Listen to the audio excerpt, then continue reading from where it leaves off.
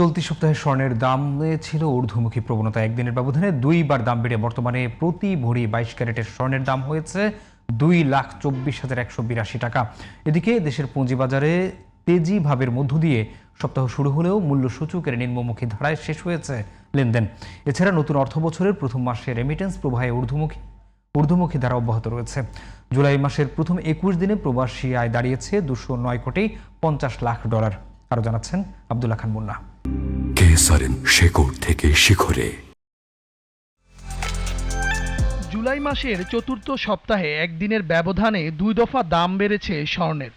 নতুন দাম অনুযায়ী ব্যাট সহ 22 ক্যারেটের প্রতি ভরি সোনার দাম 2,741 টাকা বাড়িয়ে 2,24,182 টাকা নির্ধারণ করা হয়েছে। আর 21 ক্যারেটের প্রতি ভরি সোনার দাম 2,625 টাকা বাড়িয়ে নির্ধারণ করা হয়েছে 2,14,093 টাকা। এছাড়া 18 ক্যারেটের প্রতি ভরি সোনার দাম 2,275 টাকা বেড়ে দাঁড়িয়েছে 1,83,883 টাকায়। এদিকে সোনার পাশাপাশি বেড়েছে রূপার দামও। নতুন দাম অনুযায়ী ব্যাট সহ 22 ক্যারেটের প্রতি ভরি রূপার দাম 4,782 টাকা। বাজুসের তথ্য অনুযায়ী চলতি বছর এখন পর্যন্ত দেশের বাজারে 93 বার সোনার দাম সমন্বয় করা হয়েছে। এর মধ্যে 46 দফা দাম বাড়ানো হয়েছে এবং 47 দফা দাম কমানো হয়েছে। এই ঊর্ধ্বগতির কারণে প্রয়োজন ছাড়া স্বর্ণ কেনা থেকে বিরত থাকছেন সাধারণ ক্রেতারা বলে জানিয়েছেন স্বর্ণ ব্যবসায়ীরা। কাস্টমারের ভিতরে একটা অন্যরকম একটা মনোভাব রয়ে গেছে যে আজকে হয়তো আমি 2,24,00,000 করে কিনলাম, স্বর্ণটা গড়ে আনতে আনতেই দেখা গেল যে আবার 5,000 টাকা আবার ডাউন খাইলো। এই ধরনের একটা ইসে পড়ার কারণেই আমাদের এই বেচা বিক্রিটা কমে গেছে। এদিকে সপ্তাহের শেষ কার্যদিবসে দেশের প্রধান পুঁজিবাজার ঢাকা স্টক এক্সচেঞ্জে নিম্নমুখী প্রবণতায় লেনদেন শেষ হয়েছে।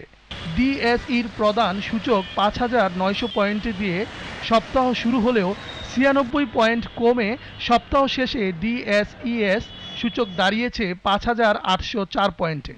বিদায়ী সপ্তাহে দৈনিক গড় লেনদেনের পরিমাণ কিছুটা কমে দাঁড়িয়েছে প্রায় 1,062 কোটি টাকা।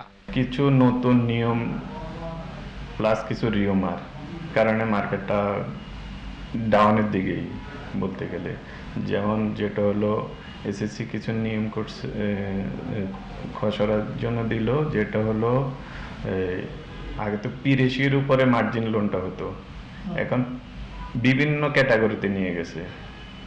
কিছু আছে পি রেশিও, কিছু আছে পিবি রেশিও। পিবি রেশিও এটা আসলে কতটুকু কার্যকর হবে আমি জানি না, এটা আমার মনে হওয়া উচিত না। এদিকে 2026 সালের জুলাই মাসের 21 দিনে প্রবাসী বাংলাদেশিরা গত বছরের একই সময়ের তুলনায় 23.5% বেশি রেমিটেন্স পাঠিয়েছেন।